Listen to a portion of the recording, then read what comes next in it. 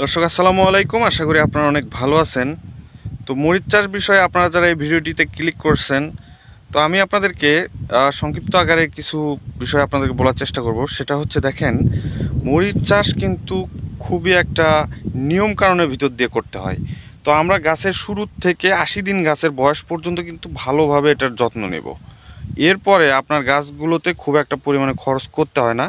তখন দেখবেন যে মানে সপ্তাহে একবার ওষুধ দিলেই হয়ে যায়, এবং পরবর্তীতে কিন্তু খাবার আপনাকে অ্যাভেলেবল দিতেই হবে। তো আপনাদেরকে আমি বারবার একটা কথা বলি, সেটা হচ্ছে, দেখেন, একবার মরিচ তোলার পরে আমরা পর্যাপ্ত পরিমাণে কিন্তু খাবার দিব। দেখেন, 1 বিঘা জমি থেকে আমরা 25-30 মণ করে একবার মরিচ উঠানোর পরে কিন্তু সেই পরিমাণে যাতে আবার পরবর্তীতে ফলন আসে, সেই হিসাবে কিন্তু আমাদেরকে খাবার দিতে হবে। তো আমার গাছের বয়স 6 মাস চলতেছে। তো এই মুহূর্তে আমার কাছে কি পরিমাণে মরিচ এবং ফুল ফল চলে আসছে সেগুলো আপনাদেরকে একটু দেখানোর চেষ্টা করি। আপনারা একটু দেখেন খেয়াল করে। এই যে দেখেন, এটা কিন্তু সুপার হট জাতের একটা মরিচ। এই সুপার হট জাতের খুবই ভালো পারফরমেন্স।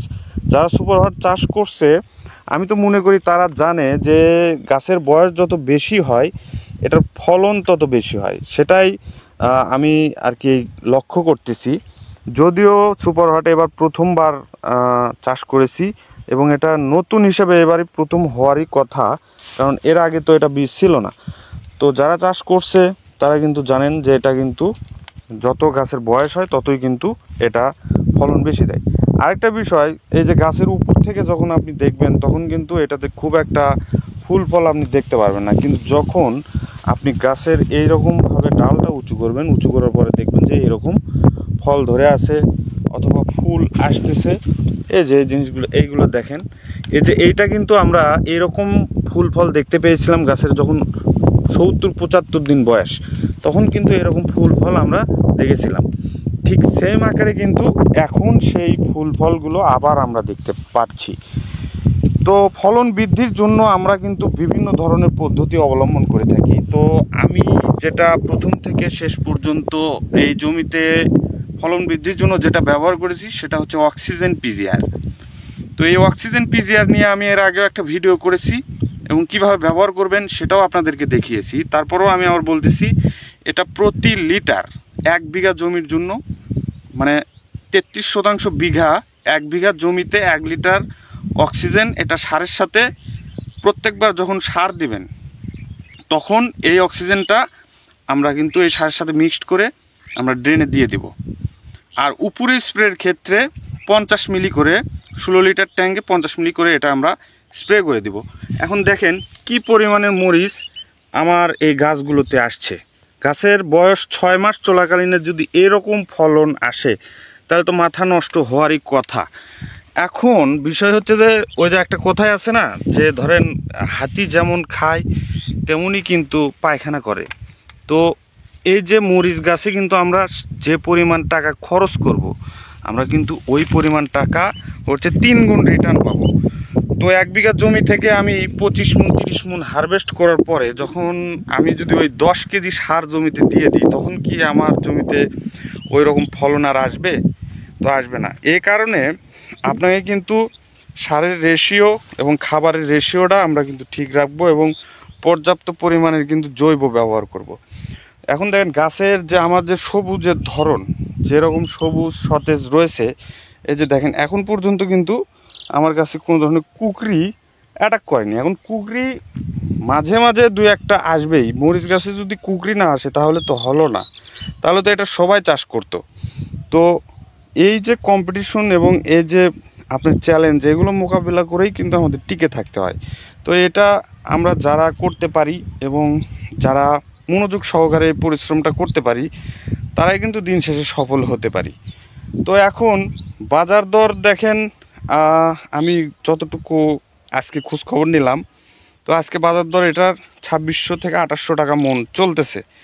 তো সেখানে তো এই বাজার দরেও তো আমি মনে করি যে না, এটা যত্ন যে ছেড়ে দিব এরকম কোনো কিছু না। এটা আমাদের ভালো একটা প্রফিট এবং ইনকাম কিন্তু এখান থেকে আসতেছে। এবং গাছের পরিস্থিতিগুলো যদি আপনাদেরকে একটু দেখাই, দেখেন কি পরিমাণে সবুজ এবং সতেজ এখন পর্যন্ত আমার গাছ রয়েছে। তো এখানে এই যে ডালগুলোতে মরিচ, প্রত্যেকটাতে প্রচুর পরিমাণে কিন্তু মরিচ আমরা দেখতে পাচ্ছি। তো এই অবস্থায় আমরা আসলে যদি বেশি দিন গাছগুলো টিকিয়ে রাখতে পারি, আমাদের মেইন হিসাবটা হচ্ছে আমাদের গাছ টিকিয়ে রাখতে হবে। এই যে দেখেন গাছগুলো, মরিচের গাছ আমাদের টিকিয়ে রাখতে হবে এবং কুকরিবিহীন কিন্তু আমাদের টিকিয়ে রাখার একটা যে চেষ্টা, এটা আমরা করে যাব। তাহলে কি হবে, দেখা যাচ্ছে দাম যদি কমে যায়, একটা দুইটা চালান আমরা কম পাইলেও পাইতে পারি, কিন্তু এই যে বেশি দিন টিকে থাকার কারণে মাঝে মাঝে দাম বেশি হবে কমবে, এটা আমাদের দেখার কোনো বিষয় না। আমাদের বিষয় হচ্ছে যে আমাদের গাছ টিকে রাখতে হবে বেশি দিন, তাহলে আমরা লাভবান হতে পারবো। এই যে দেখেন কি পরিমাণ মরিচের ভরে কিন্তু গাছগুলো মাটিতে নেতিয়ে পড়ছে। হ্যাঁ, এই যে আপনাদেরকে একটু দেখাই, এই যে 6 মাস বয়সে এই যে আশেপাশে যেগুলো যারা মরিচ চাষ করছিল সেগুলো কিন্তু সব নষ্ট হয়ে গেছে, কেউ ভেঙে আলু লাগাইছে। তো এই বিষয়ে আমি পরশু দিনও কথা বলেছি, তো তারপরেও আবার নতুন করে আপনাদেরকে বলার চেষ্টা করতেছি। এখানে একটু যদি দেখেন ক্যামেরা দিয়ে যে কি পরিমাণ এখানে মরিচ আসছে, মানে গুণে শেষ করার মতো না। এবং কি যা দেখেন মনে হচ্ছে পাতার চেয়ে মরিচের সংখ্যা বেশি।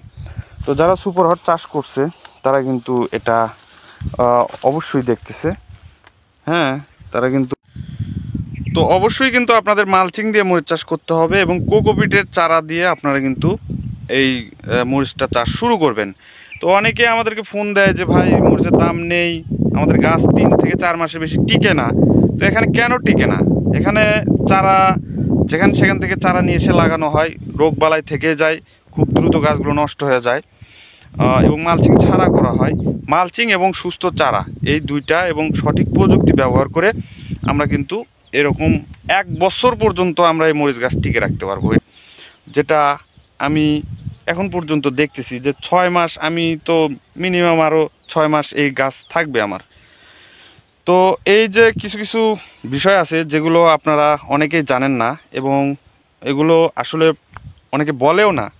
তো আমার এই জমির ভিতরে কয়েকটা জাতের গাছ রয়েছে। এখানে দেখেন আমি মাঝে মাঝে 2-1টা গাছ ক্ষতিগ্রস্ত হওয়ার পরে আমি সেখানে অন্য জাতের মরিচ লাগাইছিলাম। এই যে অন্য জাতের এই গাছটা কিন্তু সেম পরিচর্যা পাইছে, সেম ওষুধপত্র পাইছে, সব কিছু পাইছে, কিন্তু এই গাছটা কিন্তু একদম অচল অবস্থায়, হলুদ হয়ে একদম বুড়ো হয়ে গেছে।